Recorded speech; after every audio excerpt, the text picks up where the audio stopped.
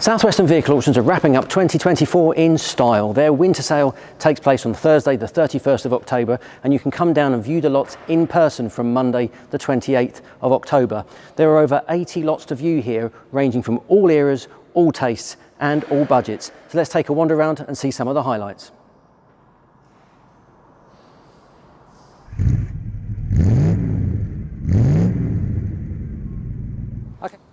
Okay, let's start with a nice humble Ford. This Ford Mark II Escort 1976. It's got a warranted 10,594 miles on the odometer, in the same family since new. It's absolutely impeccable.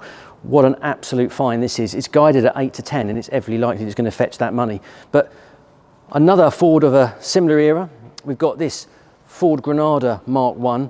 It's a South African import, so it was actually registered in the UK only last year in 2023. It's in very straight original condition, might need a bit of tidying up, but well worth the effort, quite frankly. So yeah, a very rare find indeed. Just wanted to go and pass into this 1978 MGB GT. It's meant to be a rubber bumper version, but actually it's had the chrome bumper conversion. It's had a load of other upgrades, brakes, etc. Looking really tidy on those mini lights, I think, as a sort of modern interpretation of what should be the chrome bumper one. This is sensible money, I think. And then on to this. If Miller was here, I'd probably be salivating over this.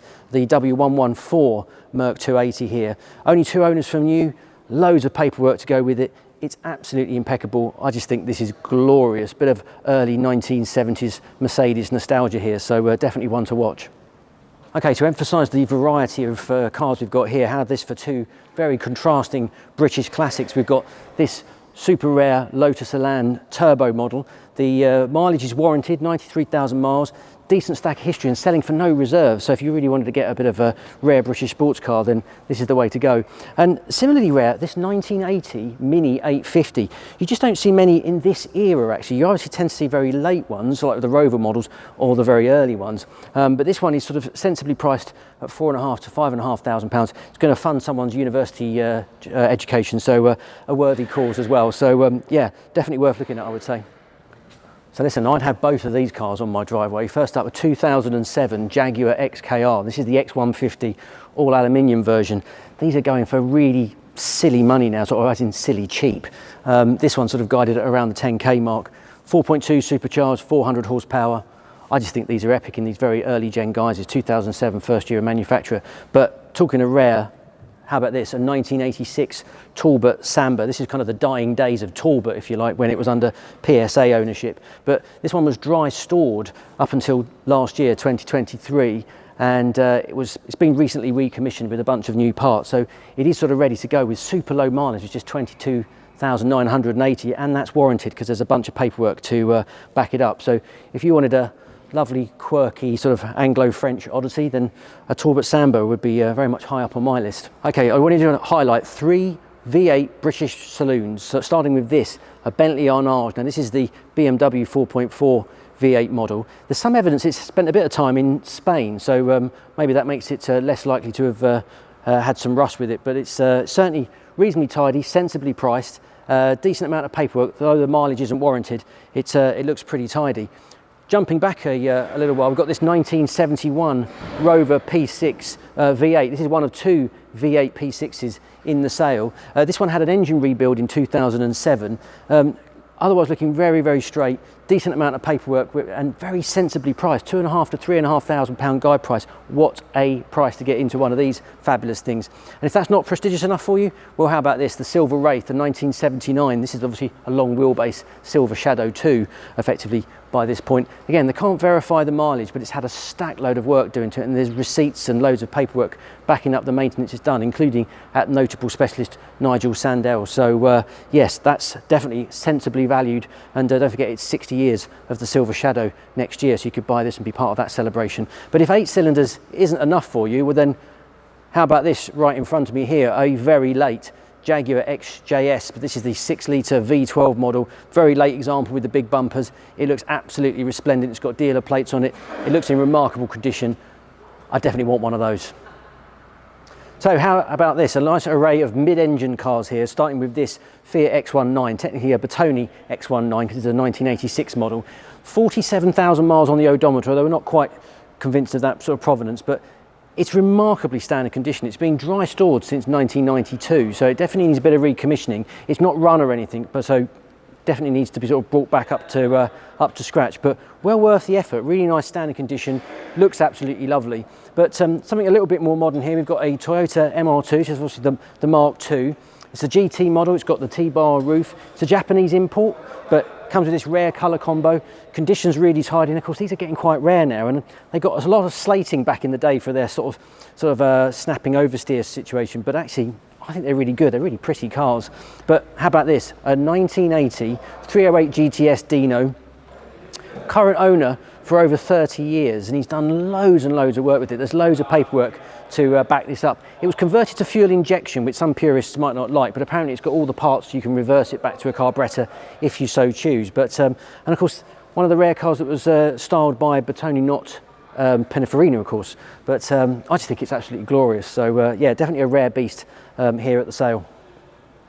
Okay, so this is a bit of me, a 1989 Rover 216 Vitesse, so one of the very last SD3 models before the arguably better R8 came out, but 1.60 series engine. It's got the alloys, it's got the red piped sort of seats, sort of sporty gentleman's carriage, albeit based on a Honda Ballad, but just absolutely love it. If you're feeling super brave, how about a Sierra Sapphire, quite an early one, 1.6L.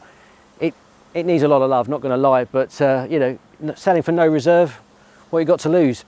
This is a really nice find, this one here, 2002 Jaguar XK8 Convertible. So this is the facelift 2003 model year with the 4.2 V8 instead of the 4 litre and the 6-speed ZF box as well. So yeah, nice example, that one, well worth considering. We sort of venture this way. Luca's doing a very good job of navigating around the cars. There's a couple of Mercedes 124 models. So there's a C124 here, and there's a drop top version back in the warehouse. Really sensible guide price on this, 1,000 to 1,900 pounds. It's got 162,000 miles on the clock, so it's a bit leggy, but as Miller will tell you, these are barely run in at that, and in every other regard it's remarkably straight condition. But for the ultimate expression of bravery, let's just wander this way. Look at this Bentley Eight. Even in the pictures it probably can't quite convey how much of a project this is, but it is selling for no reserve. It's a 1987 Bentley Eight. Go in with this with your eyes open and expect to spend a lot of money restoring it, but then you've got a car that's absolutely in pristine condition. A Bentley Eight is a wonderful thing.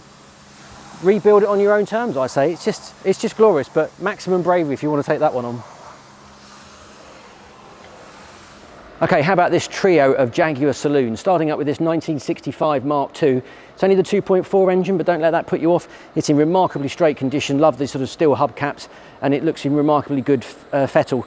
But definitely one for the Inspector Morse fans, although technically that's a 240, but you know what I mean. But this one's definitely a bit of me. 1994 XJ40, one of the very last of the line. It's effectively an X300, but with the sharper XJ40 styling. Yes, it's a 3.2. Yes, it's a poverty spec one with split cloth leather seats, but it's in remarkable condition. Loads of paperwork with it. I just think it's absolutely glorious. But if it's a little bit too modern for you, then take a look at the 1978 Daimler Sovereign here. Long wheelbase, 4.2 XK engine. It's absolutely stunning. It's got paperwork showing around £25,000 spent on it in its lifetime. It's clearly well maintained. It's a lovely buy. These Series 2s are getting rarer and more valuable, so that could definitely be a pick if you're in the market for that kind of thing. Okay, two British convertibles, but completely the opposite ends of the scale. First up, we've got this 1969 Morris Minor convertible. It's the 1000 model. Started life as a saloon, so it was converted at some point in its past, and it's had a new gearbox and a few other things done in 2016. So bunch of paperwork to support this. It's only got a guide of 1,500 to 2,000, so entry level into some open top Morris Minor motoring. You can't go wrong, really. I think this would be well worth taking on. I actually really like the MGTF. This is a 2003 model, so one of the fairly early coil sprung MGTFs, and again, very decent condition, 61,000 miles warranted, and I think sort of a very sort of tidy entry into this. Again, daft sort of guide price, 800 to 1,200 pounds. What a bargain. I think these are really nice to drive. Quick mention of this 1971 MGB GT. We mentioned that 1978 one earlier with the mini lights. That's a bit more of a standard original chrome version, so lovely car. Sierra Estate 4x4, definitely a pick of the bunch for me. 1949 Ford Anglia, absolutely glorious. Loads of paperwork on that one. Couple of Triumphs here. We've got a Stag. There's a few Stags for sale in this winter sale at SWVA. TR7, do love a TR7. Getting rarer and more valuable, so definitely well worth a consideration. An MGC, of course, lovely example here. Well worth consideration. And look at this, an MX-5, like a very early one.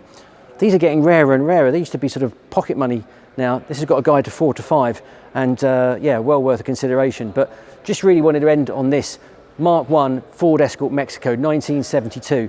The mileage isn't verified, but it's had a full restoration, and you can just tell the paintwork is absolutely immaculate. The interior is spotless, and the engine bay, oh my goodness, you could just eat your dinner off it. It's guided at 27.5 to 30, and it's probably worth every bit of that. There'll be lots of enthusiastic bidding for that, I'm sure. But there is just so much variety here at the Southwestern Vehicle Auctions winter sale. Anything you want here, any taste, any era, any budget, it's all here for you. I really urge you to come down if you're local to have a look round. If not, browse the website. There's full details. There's even walk around videos you can have a look at for each particular model. And of course, just another thing, if you want to sell your classic car, why not consider selling it through Southwestern Vehicle Auctions? They've got this lovely palatial premises. Potential buyers can come and have a little wander around. It's absolutely fantastic. So well worth considering if you want to sell your classic car the easy way. But in the meantime, thanks very much for watching. Do put in the comments any particular car that caught your eye. If you do intend to bid, best of luck, and we'll see you again next time.